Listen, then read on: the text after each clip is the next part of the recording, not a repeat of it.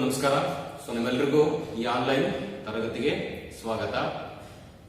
First PUC business studies second chapter forms of business organisation. ಪ್ರಥಮ ಪಿಯುಸಿಯ ವ್ಯವಹಾರ ಅಧ್ಯಯನದಲ್ಲಿ ಅಧ್ಯಾಯ 2 ವ್ಯವಹಾರ ಸಂಘಟನೆಯ ಪ್ರಕಾರಗಳಲ್ಲಿ we have already discussed sole trading or sole proprietorship concept. ಅಂದ್ರೆ ನೀವು ಆಲ್ರೆಡಿ ನಾವೇನ್ ಮಾಡಿದ್ದೀವಿ, ಇಂದಿನ ವಿಡಿಯೋದಲ್ಲಿ ಏಕ ವ್ಯಕ್ತಿ ಮಾಲೀಕತ್ವದ ಲಕ್ಷಣಗಳನ್ನ, ಅದರ ಅರ್ಥವನ್ನ ಮತ್ತು ಅದರ ಲಕ್ಷಣಗಳನ್ನ ಮತ್ತು ಅದರ ಅನುಕೂಲಗಳನ್ನ ಮತ್ತು ಅದರ ಮಿತಿಗಳನ್ನ ಇಷ್ಟು ಕಾನ್ಸೆಪ್ಟ್ ಅನ್ನ ನಾವು ನೋಡ್ಕೊಂಡಿದ್ದೀವಿ. ಇವತ್ತು ನಾವೇನ್ ಮಾಡ್ತಾ ಇದೀವಿ ಅಂದ್ರೆ ಆ ಸೆಕೆಂಡ್ ಟಾಪಿಕ್ ಅಲ್ಲಿ ಸೆಕೆಂಡ್ ಪಾರ್ಟ್ ಅಂತ ಕರಿತೀವಿ, ಜಾಯಿಂಟ್ ಹಿಂದೂ ಫ್ಯಾಮಿಲಿ ಬಿಸಿನೆಸ್, ಅವಿಭಕ್ತ ಹಿಂದೂ ಕುಟುಂಬ ವ್ಯವಹಾರ. ಅವಿಭಕ್ತ ಹಿಂದೂ ಕುಟುಂಬ ವ್ಯವಹಾರ it's a oldest forms of business in the country. It's a oldest form ಅಂದ್ರೆ ಇದು ನಮ್ಮ ದೇಶದ, ನಮ್ಮ ರಾಷ್ಟ್ರದ ಹಳೆಯ ಕುಟುಂಬ ವ್ಯವಹಾರ ಅಥವಾ ಹಳೆಯ ಪದ್ಧತಿಯ ವ್ಯವಹಾರ ಅಂತ ಹೇಳಿ ಕರಿತಾ ಹೋಗ್ತೀವಿ. ಓಲ್ಡೆಸ್ಟ್ ಅಂದ್ರೆ ನಮ್ಮ ದೇಶದಲ್ಲಿ ಪುರಾತನವಾಗಿ ಹಳೆಯ ಕಾಲ ಪದ್ಧತಿಯಲ್ಲಿ ಇರ್ತಕ್ಕಂಥ ವ್ಯವಹಾರಗಳು ಯಾವಂದ್ರೆ ಅದು ಅವಿಭಕ್ತ ಹಿಂದೂ ಕುಟುಂಬ ವ್ಯವಹಾರ.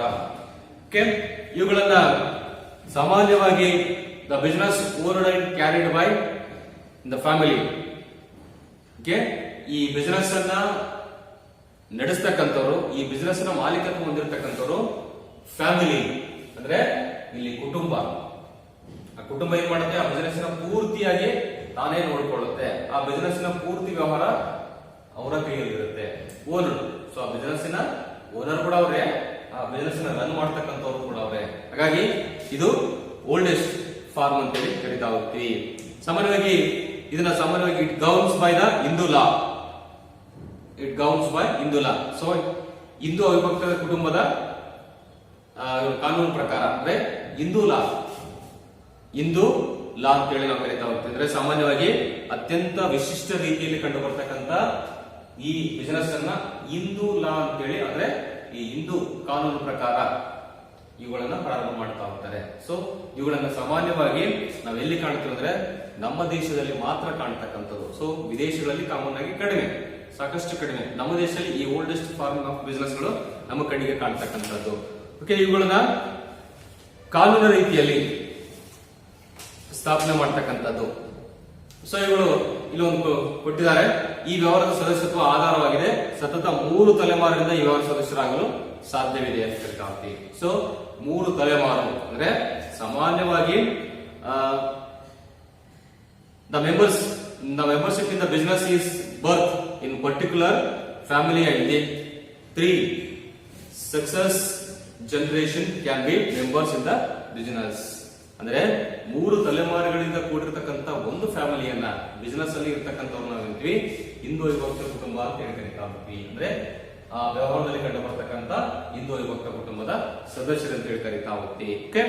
ಇಲ್ಲಿ 3 ತಲೆಮಾರು ಅಂದ್ರೆ ಸುಮಾರು ತಂದೆಯ ಮಗನ ಮಧ್ಯೆ ಮೊಮ್ಮಕ್ಕಳು, ಅಂದ್ರೆ 3 ತಲೆಮಾರುಗಳಿಂದ ಆ ಬಿಸಿನೆಸ್ ರನ್ ಆಗಿರ್ಬೇಕು ಅಂತ ಹೇಳಿ ಹೇಳ್ತಕ್ಕಂಥದ್ದು.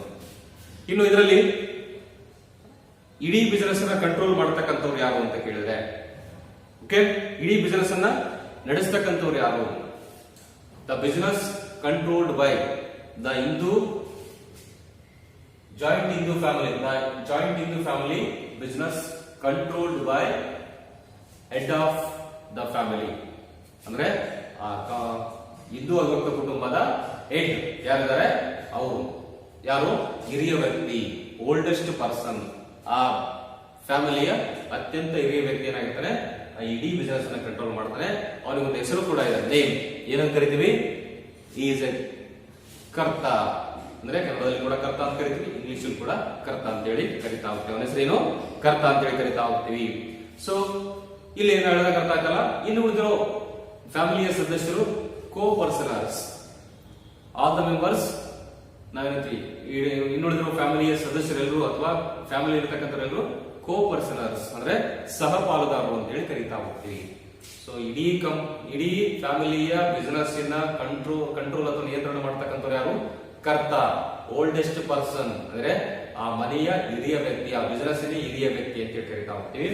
ಇನ್ನು ಉಳಿದಿರೋ ವ್ಯಕ್ತಿಗಳು, ಅದರ ಅಂದ್ರೆ ಆ ಫ್ಯಾಮಿಲಿಯಲ್ಲಿ ಬರ್ತಕ್ಕಂಥ ಇನ್ನುಳಿದಿರೋ ವ್ಯಕ್ತಿಗಳು ಯಾರಿರ್ತಾರೋ ಅವರೆಲ್ಲರೂ ಏನಾಗಿರ್ತಾರೆ ಕೋ ಪರ್ಸನರ್ಸ್ ಅಂದ್ರೆ ಸಹ ಪಾಲುದಾರರು ಅಂತೇಳಿ ಕರಿತಾ ಹೋಗ್ತೀವಿ. ಓಕೆ, ಸೊ ಇದು ಎರಡು ನೆನ್ಪಿಟ್ಕೊಂಡ್ರಿ. ನಿಮ್ಗೆ ಕ್ವಶನ್ಸ್ ಕೇಳ್ಬೇಕಾದ್ರೆ ಎರಡನ್ನ ಕೇಳ್ತಾರೆ. ಹೂ ಇಸ್ ಕರ್ತ, ಕರ್ತ ಅಂದ್ರೆ ಯಾರು ಅಂತ ಕೇಳ್ತಾರೆ. ಕರ್ತ ಯಾರು? Is A head of the family, ಅಂದ್ರೆ ಈ ಹಿಂದೂ ವಿಭಕ್ತ ಕುಟುಂಬದ ಹಿರಿಯ ವ್ಯಕ್ತಿನ ನಾವೇನಂತೀವಿ ಕರ್ತ ಅಂತ ಕರಿತಾ ಹೋಗ್ತೀವಿ. ಓಕೆ, ಇಲ್ಲಿ ಕೋ ಪರ್ಸನರ್ಸ್ ಅಂತ ಕರಿತೀವಿ. ದ ಫ್ಯಾಮಿಲಿ ಮೆಂಬರ್ಸ್, ಹಿಂದೂ ವಿಭಕ್ತ ಕುಟುಂಬ ಅಂದ್ರೆ ಜಾಯಿಂಟ್ ಹಿಂದೂ ಫ್ಯಾಮಿಲಿ ಮೆಂಬರ್ಸ್ ಏನಂತೀವಿ ನಾವು ಕೋ ಪರ್ಸನರ್ಸ್ ಅಂತ ಹೇಳಿ ಕರಿತಾ ಹೋಗ್ತೀವಿ, ಅಂದ್ರೆ ಸಹಪಾಲಕರು ಅಂತ ಹೇಳಿ ಕರಿತಾ ಹೋಗ್ತೀವಿ. ಓಕೆ, ಈ ಕಾನ್ಸೆಪ್ಟ್ ನೆನಪಿರಲಿ. ಇಲ್ಲಿ ಎರಡು ಕಾನ್ಸೆಪ್ಟ್ ನೆನಪಿಟ್ಟಿರ್ಬೇಕು. ಒಂದು ಹಿಂದೂ ವಿಭಕ್ತ ಕುಟುಂಬ ಓಲ್ಡೆಸ್ಟ್ ಫಾರ್ಮ್ಸ್, ಹಳೆಯ ಪದ್ಧತಿಯಲ್ಲಿ ಇರ್ತಕ್ಕಂಥವು. ನಮ್ಮ ರಾಷ್ಟ್ರದ ಹಳೆಯ ವ್ಯವಹಾರ ಯಾವುದು? ಹಿಂದೂ ವಿಭಕ್ತ ಕುಟುಂಬದ ವ್ಯವಹಾರ ಅಂತ ಹೇಳಿ ಕರಿತಾ ಹೋಗ್ತೀವಿ. ಇದನ್ನ ಕಂಟ್ರೋಲ್ ಮಾಡತಕ್ಕಂಥವ್ರು ಯಾರು?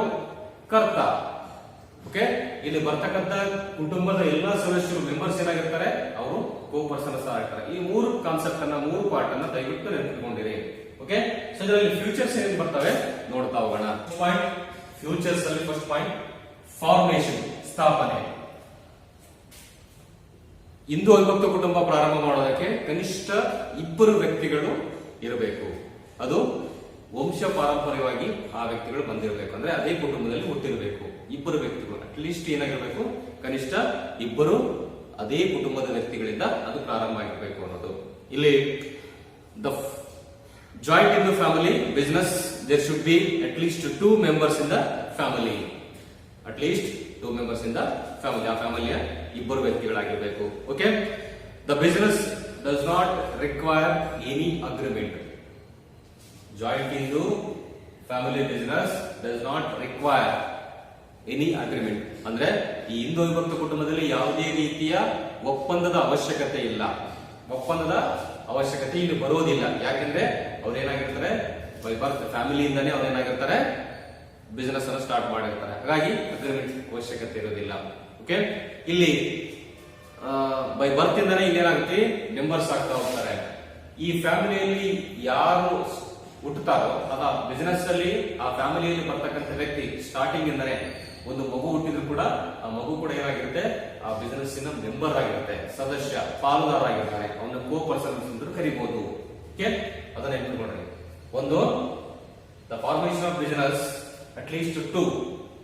Okay, joint Hindu family business does not require any agreement because it's by birth membership ಅಂತ ಅಂದ್ರೆ ಇಲ್ಲಿ ಹುಟ್ಟುತ್ತಾನೆ ಏನಾಗುತ್ತೆ? ಸದಸ್ಯತ್ವ ಇರುತ್ತೆ.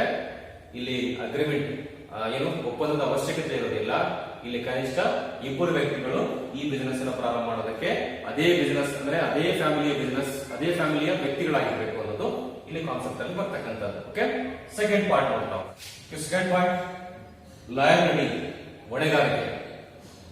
ಸೊ ನೀವು ಆಲ್ರೆಡಿ ಗೊತ್ತಿರುತ್ತೆ ಅನ್ಕೊಳ್ತಾನೆ. ಸೊ ಇಡೀ ಬಿಸಿನೆಸ್ ಅನ್ನ, ಇಡೀ ಜಾಯಿಂಟ್ ಹಿಂದೂ ಫ್ಯಾಮಿಲಿ ಅಥವಾ ಹಿಂದೂ ಅವಿಭಕ್ತ ಕುಟುಂಬನ ನಿಯಂತ್ರಣ ಮಾಡ್ತಕ್ಕಂಥ ವ್ಯಕ್ತಿ ಕರ್ತ, ಅಂದ್ರೆ ಆ ಫ್ಯಾಮಿಲಿಯ ಹೆಡ್, ಹಿರಿಯ ವ್ಯಕ್ತಿ ಅಂತೇಳಿ ಕರಿತಾ ಹೋಗ್ತೀವಿ. ಓಕೆ, ಸೊ ಅವನು ಲಯಬಿಲಿಟಿ ಏನಾಗಿರುತ್ತೆ? ಅವನ ಹೊಣೆಗಾರಿಕೆ ಏನಾಗಿರುತ್ತೆ ಅಂದ್ರೆ ಅನ್ಲಿಮಿಟೆಡ್, ಅನಿಯಮಿತವಾಗಿರುತ್ತೆ. ಓಕೆ, ಇಡೀ ಆಸ್ತಿ ಅವನ ಹೆಸರಲ್ಲಿ ಇರುತ್ತೆ, ಇಡೀ ಬಿಸಿನೆಸ್ ಅವನ ಹೆಸರಲ್ಲಿ ಇರುತ್ತೆ, ಅವನ ಕೈಯಲ್ಲಿ ಇರುತ್ತೆ. ಹಾಗಾಗಿ ಅವನು ಅನ್ಲಿಮಿಟೆಡ್, ಅಂದ್ರೆ ಅವನು ನಷ್ಟ ಅಥವಾ ಬಿಸಿನೆಸ್ ನಷ್ಟ ಆಯ್ತಂದ್ರೆ ಅವನೇನ್ ಮಾಡ್ಬೋದು? ಇಡೀ ಬಿಸಿನೆಸ್ ಅನ್ನ ಮಾರಿ ಬೇಕಾದ್ರೂ ತನ್ನ ಸ್ವಂತ ಆಸ್ತಿಯನ್ನು ಮಾರಿದ್ರು ಕೂಡ ಕಟ್ಟಬೇಕಾಗುತ್ತೆ. ಅಂದ್ರೆ ಅದಕ್ಕೆ ಅನಿಯಮಿತ ಅಂತ ಹೇಳಿ ಕರಿತಾ ಹೋಗ್ತೇವೆ. ಇಲ್ಲಿ ಕರ್ತನ ಹೊಣೆಗಾರಿಕೆ ಅನಿಯಮಿತ, ಆತರ ಕುಟುಂಬದ ಸದಸ್ಯರ ಹೊಣೆಗಾರಿಕೆ ನಿಯಮಿತ, ಲಿಮಿಟೆಡ್ ಲಯಬಿಲಿಟಿ. ಅನಿಯಮಿತ ಅಥವಾ ನಿಯಮಿತ, ಇಲ್ಲಿ ನಡೆದಲ್ಲ, ಕರ್ತನ ಹೊಣೆಗಾರಿಕೆ ಅನಿಯಮಿತ, ಅದರ ಸದಸ್ಯರು ಫ್ಯಾಮಿಲಿ ಮೆಂಬರ್ಸ್, ಆ ಮನೆಯಲ್ಲಿ ಬರ್ತಕ್ಕಂಥ ಎಲ್ಲ ಮೆಂಬರ್ಸ್ ಹೊಣೆಗಾರಿಕೆ ಏನಾಗಿರ್ತದೆ? ನಿಯಮಿತ, ಇಟ್ಸ್ ಲಿಮಿಟೆಡ್. ಅವರ ಆಸ್ತಿ ಎಷ್ಟಿರುತ್ತೋ ಅಷ್ಟಕ್ಕೆ ಮಾತ್ರ ಅವರು ಲಿಮಿಟ್ ಆಗಿರ್ತಾರೆ. ಸೊ ಇದು ಫಾರ್ ಎಕ್ಸಾಂಪಲ್ ಹೇಳ್ತಾ ಹೋಗ್ತೀನಿ ನಿಮ್ಗೆ. ಇಡೀ ಫ್ಯಾಮಿಲಿಯ ಬಿಸಿನೆಸ್ ಅನ್ನ, ಇಡೀ ಫ್ಯಾಮಿಲಿಯ ಎಲ್ಲವನ್ನ ನೋಡ್ಕೊಳ್ತಕ್ಕಂಥ ವ್ಯಕ್ತಿ ಒಬ್ಬ ಹಿರಿಯ ವ್ಯಕ್ತಿ ಇರ್ತಾನೆ. ಆತನ ಕೈಯಲ್ಲಿ ಇಡೀ ಬಿಸಿನೆಸ್ ನಡೀತಾ ಇರುತ್ತೆ. ಒಂದ್ ವೇಳೆ ಬಿಸಿನೆಸ್ ನಷ್ಟ ಆಯ್ತು, ನಾವು ಏನ್ ಮಾಡ್ಬೋದು? ಆ ವ್ಯಕ್ತಿ ಇಡೀ ಮನೆ ಅಥವಾ ಅದನ್ನ ಆಸ್ತಿಯನ್ನ ಮಾರಿ ಏನ್ ಮಾಡಬೇಕು, ಸಾಲ ಕಟ್ಟಬೇಕು. ಬಿಸ್ನೆಸ್ ಅನ್ನ ಮಾರಿ ಬಿಸ್ನೆಸ್ ಅನ್ನ ಬಿಟ್ಟು ಟೋಟಲಿ ಲೋನ್ ಅಥವಾ ಸಾಲವನ್ನ ಮರುಪಾವತಿ ಮಾಡಬೇಕು. ಇದು ಯಾರು? ಕರ್ತ, head of the family. Suppose ಆ ಫ್ಯಾಮಿಲಿಯ ಯಾವುದಾದ್ರೂ ಒಬ್ಬ ವ್ಯಕ್ತಿ ಸಾಲ ಮಾಡಿದ್ದೆ ಅಂದ್ರೆ, ಆ ವ್ಯಕ್ತಿ ಸಾಲ ಮಾಡಿದ್ರೆ, ಆ ಫ್ಯಾಮಿಲಿ ಅಂದ್ರೆ ಆ ಹೆಡ್ ಆಫ್ ದ ಫ್ಯಾಮಿಲಿಯ ಮಕ್ಕಳು ಯಾರಾದ್ರೂ ಸಾಲ ಮಾಡಿದ್ರೆ ಆ ವ್ಯಕ್ತಿಗೆ ಬರುವಂತ ಪಾಲಿನಲ್ಲಿ ಮಾತ್ರ ಅವನು ಸೀಮಿತ ಆಗಿರ್ತಾನೆ. ಅಂದ್ರೆ ಸಪೋಸ್ ಆತನ ಮಕ್ಕಳು ಇಬ್ಬರಿದ್ದಾಗ ಆತನ ಏನು ಕರ್ತ ಮತ್ತು ಆತನ ಮಗ ಇಬ್ಬರದು ಬಿಟ್ಟು ಇನ್ನೊಬ್ಬ ಮಗ ಸಾಲ ಮಾಡಿರ್ತಾನಲ್ಲ, ಆ ವ್ಯಕ್ತಿಗೆ ಆಸ್ತಿ ಎಷ್ಟು ಬರುತ್ತೋ ಅಷ್ಟಕ್ಕೆ ಮಾತ್ರ ಅವನು ಸೀಮಿತ ಆಗಿರ್ತಾನೆ. ಅಂದ್ರೆ ಇಲ್ಲಿ ಯಾವ್ದು ಅನ್ಲಿಮಿಟೆಡ್, ಕರ್ತನ ಅಥವಾ ಈ ಫ್ಯಾಮಿಲಿ ಇಟ್ಟಿರ್ತಾನಲ್ಲ ಅವನು ಅನ್ಲಿಮಿಟೆಡ್. ಅದರಲ್ಲಿ ಬರ್ತಕ್ಕಂಥ ಮೆಂಬರ್ಸ್ ಏನಿದಾರಲ್ಲ ಅಥವಾ ಸದಸ್ಯರಿರಲ್ಲ ಅವ್ರದ್ದು ಲಿಮಿಟೆಡ್. ಎರಡು ನೆನಪಿಟ್ಕೊಂಡು, ಅನ್ಲಿಮಿಟೆಡ್, ಲಿಮಿಟೆಡ್. ಸ್ವಲ್ಪ ಕನ್ಫ್ಯೂಸ್ ಆಗಬಾರ್ದು. ಓಕೆ, ಸೊ ಒಂದ್ ವೇಳೆ ನಿಮ್ಗೆ ಕನ್ಫ್ಯೂಸ್ ಆಗಿದ್ರೆ ಸೊ ನೆಕ್ಸ್ಟ್ ಫಿಸಿಕಲಿ ಸ್ಟಾರ್ಟ್ ಆದ ಅಥವಾ ನಿಮ್ಗೆ ಏನಾದ್ರು ಡೌಟ್ಸ್ ಇರ್ತಂದ್ರೆ ಸೊ ಮತ್ತೊಮ್ಮೆ ಯಾವ್ದಾದ್ರು ಕಾಲೇಜಿಗೆ ಬಂದಾಗ ರಿವಿಷನ್ ಮಾಡ್ತಾ ಹೋಗೋಣ. ಓಕೆ, ಥರ್ಡ್ ಪಾಯಿಂಟ್ ನೋಡ್ತಾ ಹೋಗೋಣ. ಕಂಟಿನ್ಯೂ, ಕಂಟ್ರೋಲ್, ನಿಯಂತ್ರಣ. ಸೊ ಇಲ್ಲಿ ಕಂಟ್ರೋಲ್ ಆಲ್ರೆಡಿ ಹೇಳಿದೀನಿ. Joint Hindu family business controlled by Karta or head of the family. ಅಂದ್ರೆ ಆ ಫ್ಯಾಮಿಲಿಯ ಬಿಸಿನೆಸ್ ನ ಹೆಡ್ ಯಾರಾಗಿರ್ತಾರೋ ಅವ್ರು ಏನಾಗಿರ್ತಾರೆ, ಇಡೀ ಹಿಂದೂ ಕುಟುಂಬದ ವ್ಯವಹಾರವನ್ನ ನಿಯಂತ್ರಣ ಮಾಡ್ತಾ ಇರ್ತಾರೆ. ಓಕೆ, ಇಲ್ಲಿ ಅವರೇ ನಿಯಂತ್ರಣ ಮಾಡ್ತಾರೆ ಅಂದಾಗ ಏನಾಗುತ್ತೆ, ಇಡೀ ಬಿಸಿನೆಸ್ಸಿನ ಡಿಸಿಷನ್ಸ್, ಸೊ ಡಿಸಿಷನ್ ಮೇಕರ್ ಯಾರಾಗಿರ್ತಾರೆ, ಕರ್ತ. ಅಂದ್ರೆ ಅಲ್ಲಿರುವಂತ ಕರ್ತನೇ ಇಡೀ ಬಿಸಿನೆಸ್ಸಿನ ನಿರ್ಧಾರಗಳನ್ನು ತೆಗೆದುಕೊಳ್ತಕ್ಕಂಥವನು. ಅಥಾರಿಟಿ, ಅಧಿಕಾರ ಯಾರಿರುತ್ತೆ, ಸಮಸ್ತ ಅಧಿಕಾರ ಹಿಂದೂ ಕುಟುಂಬದ ಹಿರಿಯ ವ್ಯಕ್ತಿ ಕರ್ತನಿಗಿರುತ್ತೆ. ಸೊ ನೆನ್ಪಿಡ್ಬೇಡ್ರಿ, ಕಂಟ್ರೋಲ್ ಏನ್ ಮಾಡ್ತಾರೆ ಗೊತ್ತಾಯ್ತು ನಮಗೆ. ಇಲ್ಲಿ ಕಂಟ್ರೋಲ್ಡ್ ಬೈ ಕರ್ತ, all the activities controlled by the ಕರ್ತ. ಓಕೆ, ಇದು ಈಸಿಯಾಗಿ ಅಂಡರ್ಸ್ಟ್ಯಾಂಡ್ ಮಾಡ್ಕೊಳ್ಳಿ. Okay, next fourth point, continuity, ಮುಂದುವರಿಕೆ. ಸೊ ಇಲ್ಲಿ ಮುಂದುವರಿಕೆ ಏನಾಗುತ್ತೆ, ಕರ್ತನ ಮರಣ ನಂತರ ಆತನ ಸ್ಥಾನವನ್ನ ನಂತರದ ಹಿರಿಯ ವ್ಯಕ್ತಿ, ಅಂದ್ರೆ ಒಂದ್ ವೇಳೆ ಇಲ್ಲಿ ಕರ್ತ ಡೆತ್ ಆದಾಗ, ಒಂದ್ ವೇಳೆ ಹಿರಿಯ ವ್ಯಕ್ತಿ ಕರ್ತನ ವ್ಯಕ್ತಿ ಸತ್ತಾಗ ಆ ಸ್ಥಾನವನ್ನ ಯಾರು ತೆಗೆದುಕೊಳ್ತಾರೆ, ಆತನ ನಂತರ ಬರ್ತಕ್ಕಂಥ ಹಿರಿಯ ವ್ಯಕ್ತಿ. ಆತನ ಹಿಂದೆ ಅಂದ್ರೆ ಆತನ ತಮ್ಮನು ಅಥವಾ ಆ ಫ್ಯಾಮಿಲಿಯಲ್ಲಿ ಮತ್ತೊಬ್ಬರು ಹಿರಿಯರು ಯಾರಿದಾರೋ ಆ ವ್ಯಕ್ತಿಗೆ ಏನಾಗುತ್ತೆ, ಅದು ಪೊಸಿಷನ್. ಅಂದ್ರೆ ಈ ಫ್ಯಾಮಿಲಿಯ ಹೆಡ್ ಏನಾಗುತ್ತೆ ಅಥವಾ ಕರ್ತ ಅಂತ ಹೇಳಿ ಅದನ್ನ ಕರಿಬಹುದು, ಆ ಪೊಸಿಷನ್ಗೆ ಆತ ಹೋಗಬಹುದು ಅಂತ ಕರೀತೀವಿ. ಸಾಮಾನ್ಯವಾಗಿ the business continues even after the death of the Karta, as the next eldest member takes up the position of Karta. ಅಂದ್ರೆ eldest person in the family after the death of Karta. ಅಂದ್ರೆ ಇಲ್ಲಿ ಕರ್ತನ ಮರಣ ನಂತರ ಆ ಫ್ಯಾಮಿಲಿಯಲ್ಲಿ ಇನ್ನೊಬ್ಬ ಹಿರಿಯ ವ್ಯಕ್ತಿ ಇದ್ರೆ ಆ ವ್ಯಕ್ತಿ ಏನಾಗ್ತಾನೆ, ಆ ಫ್ಯಾಮಿಲಿಯ ಕರ್ತ ಅಂತ ಹೇಳಿ ಅದನ್ನ ಕರೀಬಹುದು ಅಂತ ಹೇಳಿ ಹೇಳ್ತಕ್ಕಂಥದ್ದು.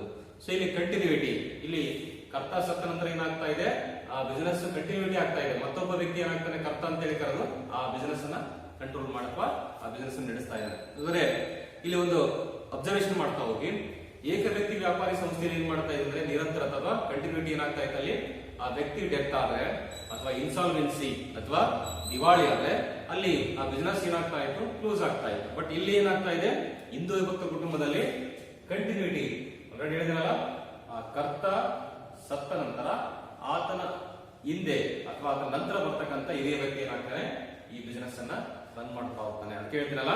ಸಾಮಾನ್ಯವಾಗಿ ಆಫ್ಟರ್ ದ ಡೆತ್ ಆಫ್ ಕರ್ತ ಇನ್ ದ ಫ್ಯಾಮಿಲಿ, ಅಂದ್ರೆ ಈ ಫ್ಯಾಮಿಲಿ ಏನಾಗ್ತಾನೆ, ಡೆತ್ ಆದ ನಂತರ ಎಲ್ಡೆಸ್ಟ್ ಪರ್ಸನ್ ಅಥವಾ ಎಲ್ಡೆಸ್ಟ್ ಮೆಂಬರ್ ಅಂದ್ರೆ ಅದರ ನಂತರ ಬರ್ತಕ್ಕಂಥ ಹಿರಿಯ ವ್ಯಕ್ತಿ ಏನಾಗ್ತಾನೆ, ಕರ್ತ ಅನ್ನೋ ಒಂದು ಪೊಸಿಷನ್ ಗೆ ಬರ್ತಾ ಹೋಗ್ತಾನೆ. ಓಕೆ, ಇದು ಕಂಟಿನ್ಯೂಟಿ.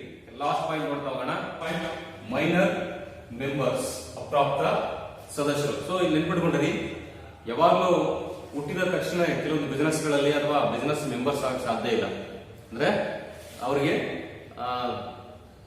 ಬಿಸಿನೆಸ್ ನ ಪಾಲುದಾರ ಅಂತ ಕರೆಯೋದಿಲ್ಲ. ಬಟ್ ಈ ಬಿಸಿನೆಸ್ ಅಲ್ಲಿ ಜಾಯಿಂಟ್ ಹಿಂದೂ ಫ್ಯಾಮಿಲಿ ಬಿಸಿನೆಸ್, ಅವಿಭಕ್ತ ಹಿಂದೂ ಕುಟುಂಬ ವ್ಯವಹಾರದಲ್ಲಿ ಏನ್ ಮಾಡ್ತಾರೆ ಅಂದ್ರೆ ಬರ್ತಾ ಏನಾಗ್ತಾನೆ, ಅವನು ಮೆಂಬರ್ ಆಗ್ತಾನೆ. ಅಂದ್ರೆ ಆ ಫ್ಯಾಮಿಲಿಯಲ್ಲಿ ಹುಟ್ಟಿದ ತಕ್ಷಣನೇ ಹುಟ್ಟಿದ ಮಗು ಕೂಡ ಏನಾಗುತ್ತೆ, ಆ ಬಿಸಿನೆಸ್ಸಿನ ಪಾರ್ಟ್ನರ್ ಆರ್ ಮೆಂಬರ್ ಅಂತೇಳಿ ಕರಿತಾ ಹೋಗ್ತೀವಿ. ಇಲ್ಲಿ ಜಾಯಿಂಟ್ ಹಿಂದೂ ಫ್ಯಾಮಿಲಿ ಬಿಸಿನೆಸ್ ಅಂತ.